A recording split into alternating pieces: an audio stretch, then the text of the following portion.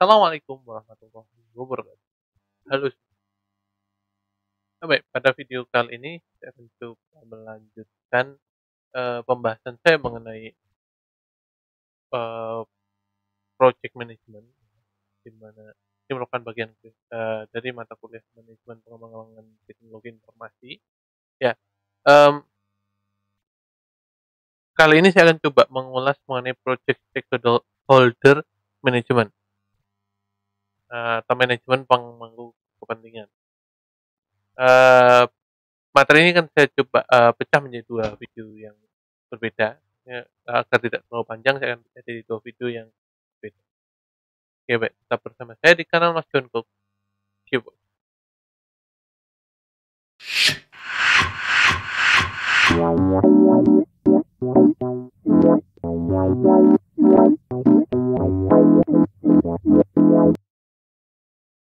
Oke, seperti yang sudah saya sampaikan tadi, materi kali ini saya akan mengulas tentang project stakeholder management. Ya. Di mana ini akan eh, bagian dari proses project management yang akan berfokus pada manajemen pemangku kepentingan, atau lebih tepatnya mungkin orang ataupun organisasi yang berhubungan dengan proyek tersebut. Saya akan mulai dari em, definisinya, definisi dari project stakeholder management ini. Em, jadi project stakeholder management ini di dalamnya merupakan berisi tentang proses yang dibutuhkan untuk mengidentifikasikan, ya, mengidentifikasikan orang ataupun kelompok ataupun organisasi yang dapat memberikan dampak, ya, dari proyek yang sedang dikerjakan. Untuk melakukan analisis ekspektasi dari pemangku kepentingan dan dampaknya untuk proyek itu. Jadi eee, mungkin paling gampang contohnya salah satu pemangku kepentingan itu adalah kliennya. Jadi ekspektasi mereka apa gitu ya untuk proyek ini, dan hasil yang mereka harapkan seperti apa. Nah, tujuannya adalah untuk membangun sebuah manajemen strategi yang bagus gitu ya, efektif dalam eee, apa nih, menggait stakeholder tersebut dalam menentukan keputusan dan eksekusi dari proyek. Jadi langkah ini adalah mencoba untuk eee, melibatkan stakeholder untuk menentukan keputusan dan bagaimana harus dieksekusi. Nah, eee, setiap proyek itu jelas ada stakeholder-nya, yang tadi dia bisa memberikan dampak positif maupun negatif. Nah, eee, seorang project manager itu harus punya kemampuan untuk mengidentifikasikan dan menggandeng gitu ya, menggandeng semua stakeholder eee, dengan cara yang baik gitu ya, agar mmm, bisa ditemukan sebuah titik terang agar project tersebut bisa eee, sukses, atau ya paling enggak bisa berjalan dengan baik, seperti itu. Itu harus salah satu kemampuan yang harus dimiliki oleh seorang project manager. Nah, sam sama seperti dalam proses-proses yang lain gitu ya, dalam proses manajemen yang lain, di dalam proses manajemen stakeholder ini juga kita harus melakukan proses tailoring. Kenapa itu perlu dilakukan? Karena kata kuncinya setiap project itu adalah unik, setiap project itu unik. Mesti kita mendapatkan stakeholder yang berbeda-beda, tujuan dari proyek yang berbeda-beda, ya. Nah, ada beberapa pertimbangan gitu ya dalam proses tailoring ini. Yang pertama adalah stakeholder diversity, ya. Ada berapa banyak stakeholder di situ, ad eee, bagaimana perbedaan culture gitu, kebiasaan gitu ya, di setiap stakeholder community, komunitas stakeholder-nya, itu stakeholder diversity. Yang kedua adalah complexity of stakeholder relationship.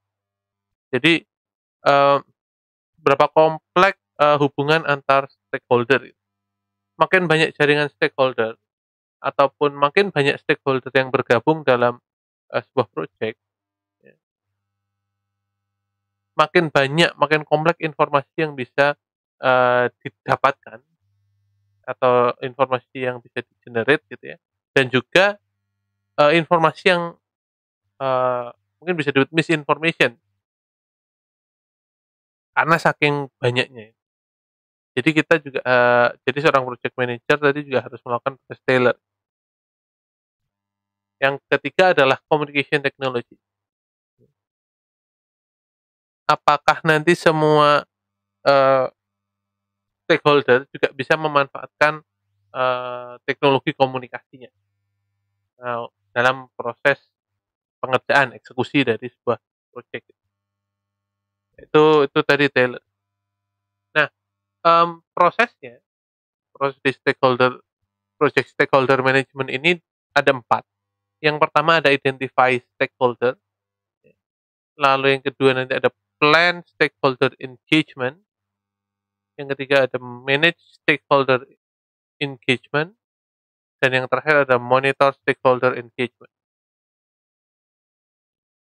Eee, kit saya akan ulas satu per satu. Nah, hampir sama dengan, ulasan sebelumnya gitu ya. Setiap proses tadi punya input, punya tools and techniques, dan output. Jadi sama. Cuma nanti di setiap, eee, proses tadi, input proses, tool dan teknik secara output-nya mungkin akan berbeda-beda, mungkin. Oke, baik. Saya akan bahas satu persatu. Yang pertama adalah identify stakeholder. Di sini, eee, jelas ya kata kuncinya identify. Jadi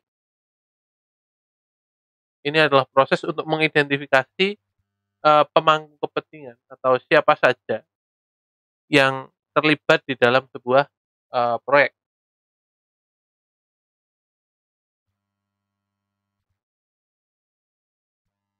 Ini dilakukan secara reguler dan kita harus mencari banyak informasi tentang stakeholder tadi yang terlibat dalam proyek tersebut.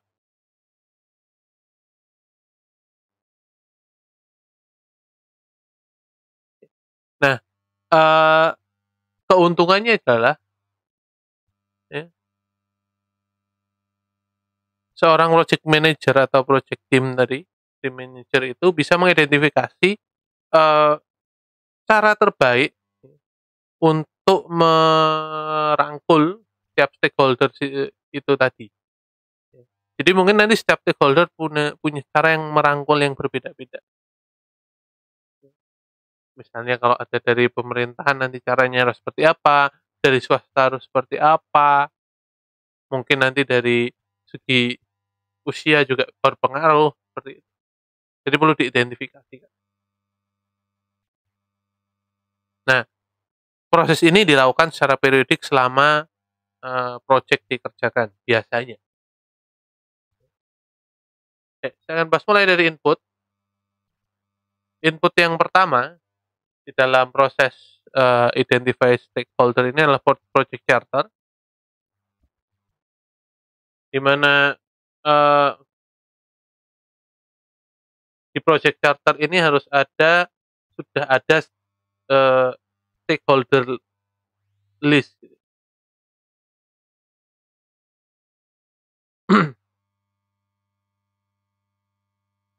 Jadi kunci dari stakeholder.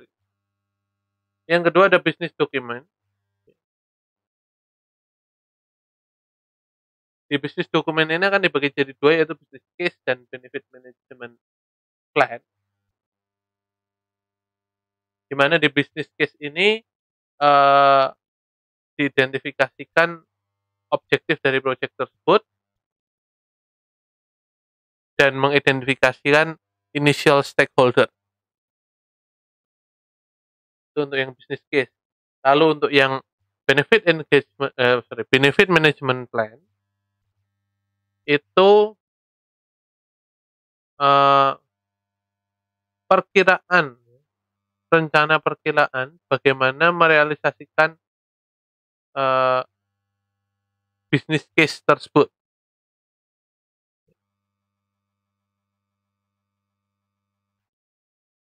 Tapi dari segi keuntungannya, merealisasikan bisnis case tadi untuk bisa mendapatkan keuntungan dari project yang dijalankan.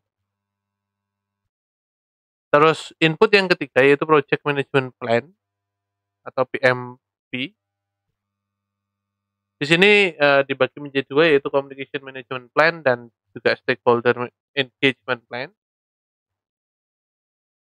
Di communication management plan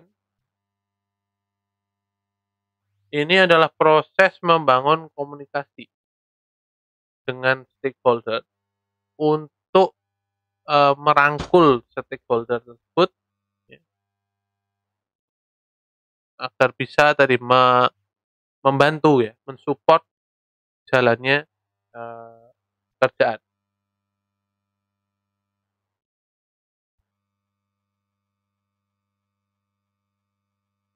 Oke, menarik. Agak menguap tadi ya karena sudah malam.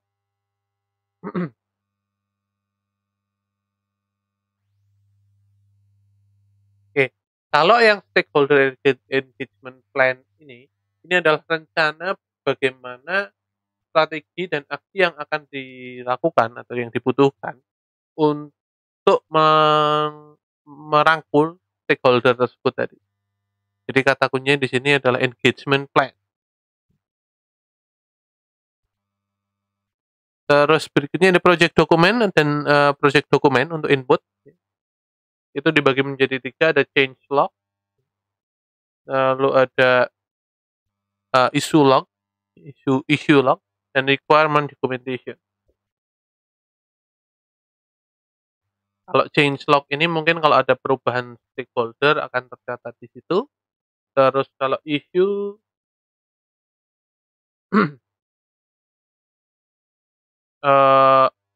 log yang dapat ini record gitu ya, yang bisa diberikan kepada tadi new stakeholder yang masuk tadi untuk mengetahui uh, proyeknya sudah berjalan seperti apa. Yang ketiga ada requirement documentation. Ini informasi aja untuk stakeholder nih. Berisi informasi untuk stakeholder. Lalu input yang berikutnya yaitu agreement.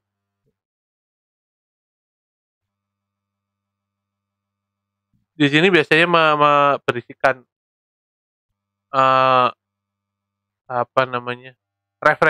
referensi untuk stakeholder agreement-nya. Lalu ada enterprise environmental factor. Itu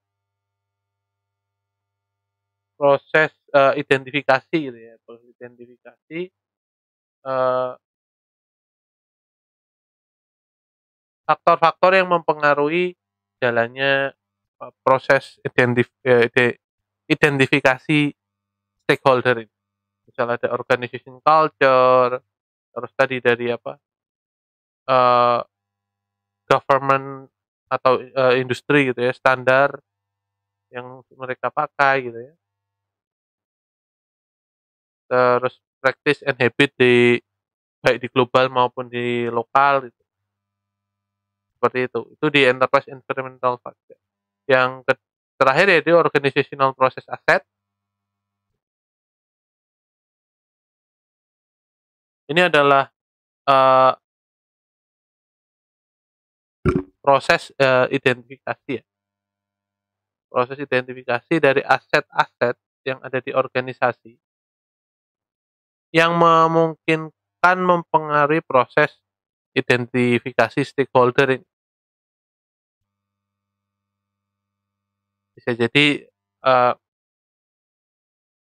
misalnya contohnya ada stakeholder register template ya. Terus eee, apa, log dari project-project sebelum gitu tentang stakeholder-nya seperti apa, jika mungkin project-nya kurang lebih sama, itu yang ada di organizational process access.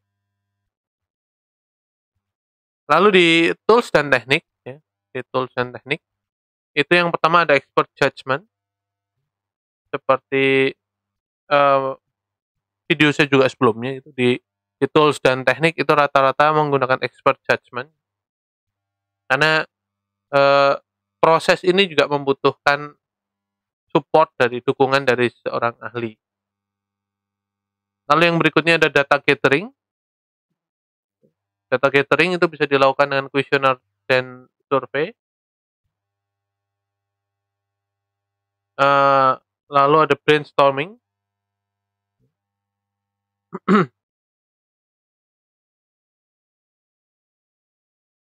Di brainstorming ini di dalamnya dibagi jadi 2 sebetulnya. Ada brainstorming itu sendiri dan brainwriting.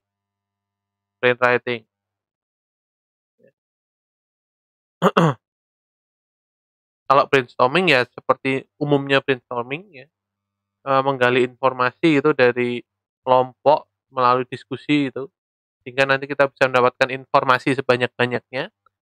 Kalau brainwriting ini, eee,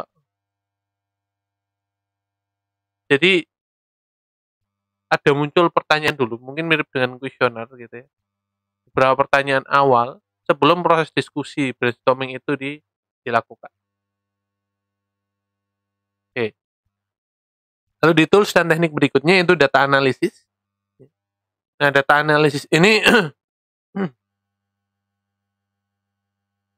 untuk memproses data-data yang didapatkan tadi untuk melakukan proses identifikasi stakeholder. Ada 2 proses ya yang dilakukan di dalamnya yaitu, stakeholder analysis dan dokumen analisis. Di mana stakeholder analysis, eee,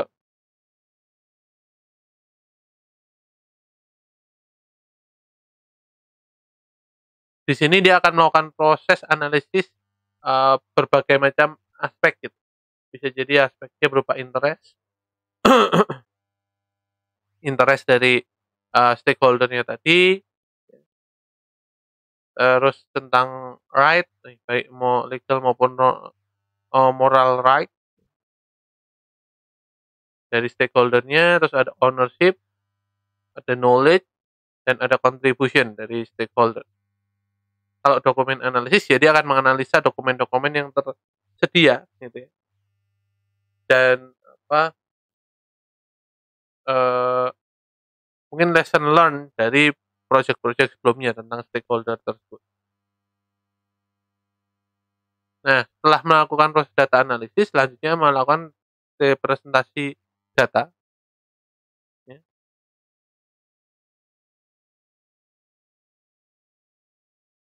Nah, di sini, banyak metode yang bisa digunakan, ada power interest grid, power influence grid, or impact influence grid. Ya, jadi ada stakeholder cube, ada silence model, direction of influence, dan prioritization. Itu model-model yang bisa digunakan ya, untuk proses melakukan data representation. Dan yang terakhir prosesnya yaitu meeting. Jadi setelah data berhasil direpresentasikan, eee, tim akan melakukan meeting ataupun FGD, focus group, discussion ya, atau small group discussion gitu, untuk tadi share idea dan, mempresentasikan hasil analisis data. Idea di sini maksudnya terkait dengan stakeholder. Nah, yang, terakhir adalah stakeholder, output-nya dari proses identify stakeholder ini. Yang pertama ada stakeholder register, di mana, eee, dia akan juga mengumpulkan informasi, ya sorry bukan mengumpulkan, ini output ya. menghasilkan informasi berupa identification information, seperti nama, posisi di organisasi, terus ada lokasi, kontak detail, dan seterusnya. Terus ada assessment information, yang isinya mungkin ada expectation dari stakeholder tersebut, atau posisi stakeholder di dalam sebuah, project development life cycle, seperti itu. Itu ada di assessment information, ini jadi hasil analisis gitu. Terus ada stakeholder classification, ini dia akan mengklasifikasikan stakeholder, berdasarkan kategori tertentu gitu. Jadi internal or external, terus ada impact, influence, power or interest gitu, upward, downward, atau outward ya seperti itu. Itu, melakukan proses klasifikasi. Berikutnya proses change request ya, ini,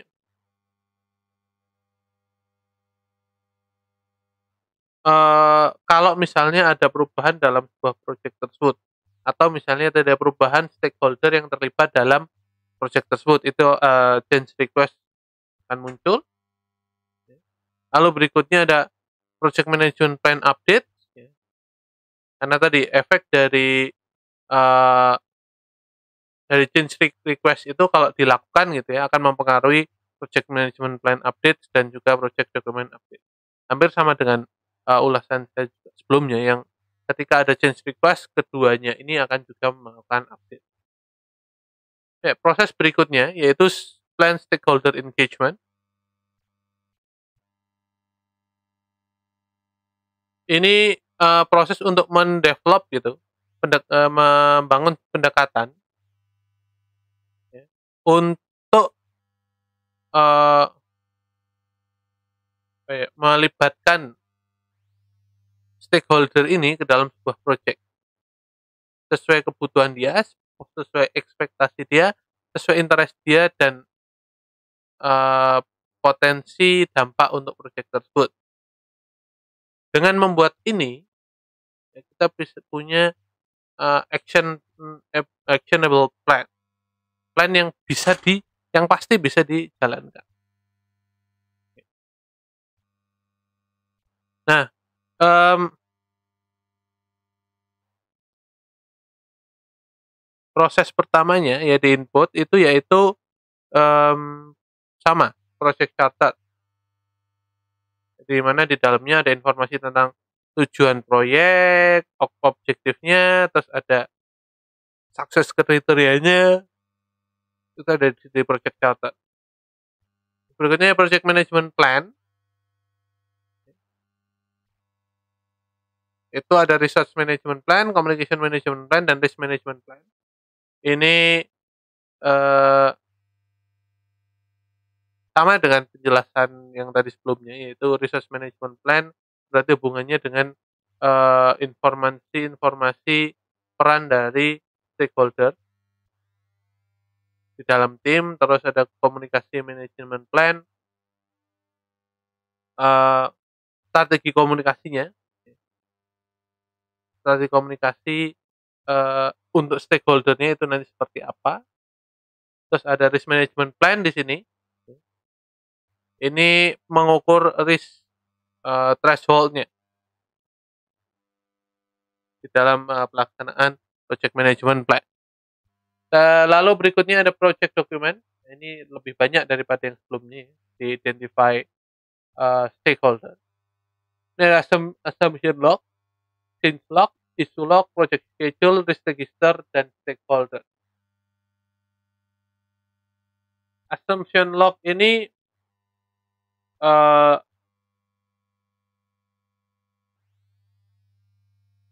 sebuah apa ya, log gitu ya, yang isinya adalah informasi asumsi tentang, eee, bukan tentang, tapi yang berhubungan dengan stakeholder. Informasi-informasi yang berisi asumsi yang hubungannya dengan stakeholder. Misalnya, stakeholder ini ternyata dari pemerintahan. Nah, karena kita tahu karakteristik dari pemerintahan itu seperti apa, nah kita akan berasumsi bahwa ini akan sama. Nah, itu di assumption log. Change log,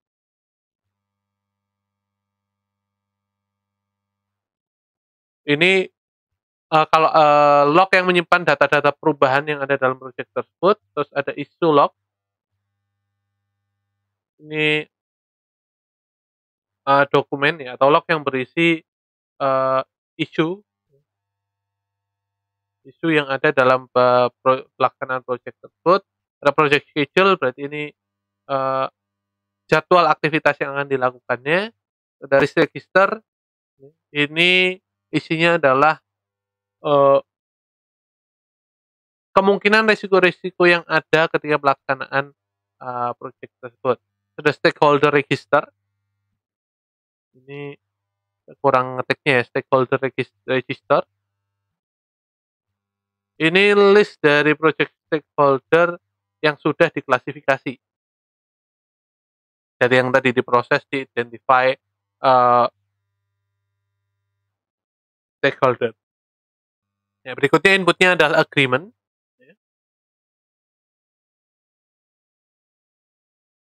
Ini hubungannya nanti dengan kontrak, ya, dengan kontrak, dengan surat perjanjian dan lain-lain. Ini di agreement. Ada enterprise environmental factor. Ini sama, ada organization culture, political climate, governance framework.